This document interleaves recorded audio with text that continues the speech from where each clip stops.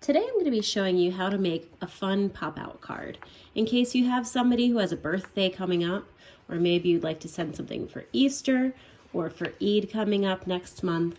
Whatever it is, it's up to you. Now in order to do this, we're actually going to be using a couple of pieces of paper. The very first one we're going to fold it in half. So I'm going to take the bottom part of it and fold it up to the top. And make sure they're even. And once they are, I'm just going to smush down my paper. Then I'm going to use some scissors to just cut a straight line going up. And then close to that one, I'm going to do another line parallel to it. That means it goes exactly the same direction. And they should be exactly the same height too. So try to make sure that they're both the same height. Okay? Once we have them cut, we're going to open it up, kind of like a book here, and then we're going to pull the part that we cut forward towards us. So these pieces should still be folded away from us, but this middle piece is going to fold towards us, and then we're going to fold it down so that it looks a little bit like this. This part should be missing from in here, so that when you open it, you should have this box that sort of opens towards you. Now it's up to you what you want to make pop out towards you. Think about what the person might like that you're sending it to. So I'm going to be making one for my niece and my nephew since I missed their birthdays and I wasn't able to see them.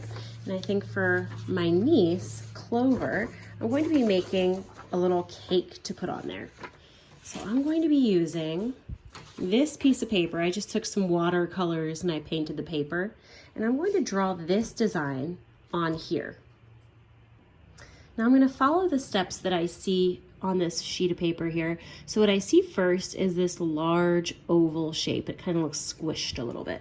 So I'm going to draw that across the top of this watercolor here, like this. Then I see these two lines that come straight down from both sides. So on both sides here, I'm going to draw a straight line that comes down, okay? And then on the bottom, I see that I don't have a straight line across. It kind of curves down the same way that the bottom of this oval does. So I'm going to do the same thing here. That's going to give it the appearance that it looks a little bit more three-dimensional. Then I see that I have these little wave-like patterns along the bottom for the frosting. So I'm going to start on this side and just draw these wave-like patterns across the bottom, all the way across. Then once I get to the ends, I'm just going to put one more on both sides so it looks like it sticks out. My next step is to do the same thing around the top. So again, I'm just going to follow this wave-like pattern to look like frosting or icing. And I'm going to do the same thing along the top.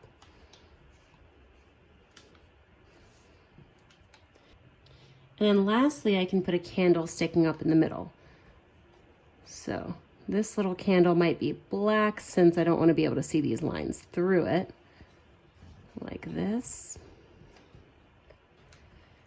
And then a little line sticking up and the flame coming up from there. Once I've got a pretty cool looking cake here, I can go ahead and cut that out.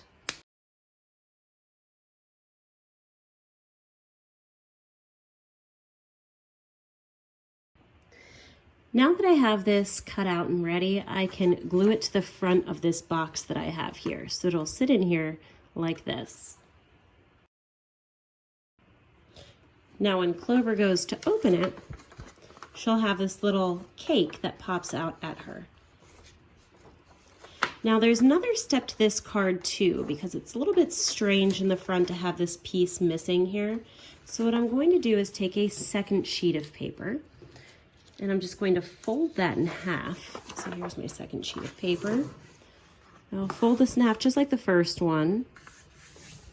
And this will serve to be the outside of my card. And that's going to be the part that I can decorate. So that when I close it now, I don't have this piece missing here.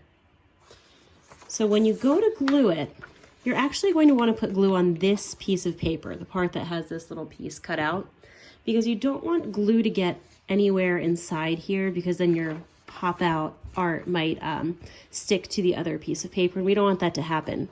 So when you glue the two together, go ahead and fold the one that has the part cut out or the pop-up part, and just use a little bit of glue just around the outside here and also on the back side. But don't put it too close again to that hole. Then you're going to take the outside piece and gently lay this right inside and then smush them together. That way when you open it, you have a really nice looking card and you can decorate it however you want to.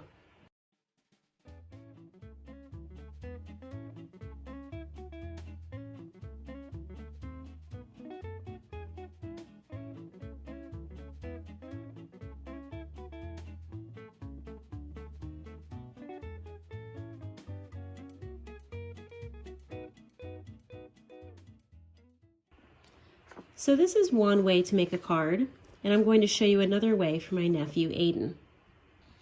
So again, I'm going to start with a blank piece of paper. I'm going to fold this in half and make the top half even. Once it is, I'm just going to smush it down. And again, I'm just going to cut two little slits that are parallel or going the same direction, and they should be the same length. Okay, and I can check that just by folding it. Okay, that looks like a rectangle. That's perfect. And then I'm going to open this back up and pull the part that I cut towards me and then fold it down. So I should have that little piece missing there. And this is where I'm going to be attaching the piece that I'm making pop out. Now for Aiden, I know that Aiden likes Batman. So I drew a little tutorial page or worksheet, I guess, on how to draw Batman. And I'm going to draw him again right here, following these guidelines.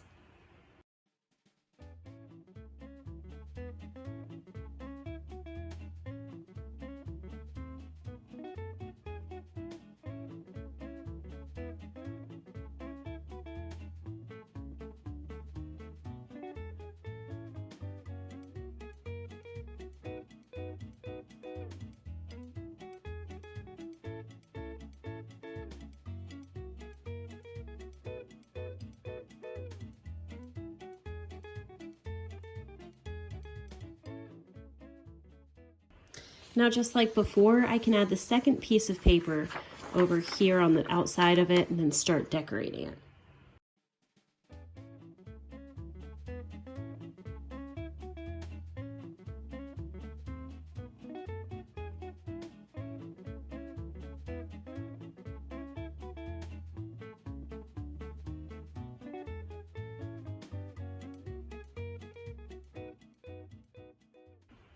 So these are the two cards that I made for my nephew Aiden, who turned 8, and my niece Clover, who turned 10.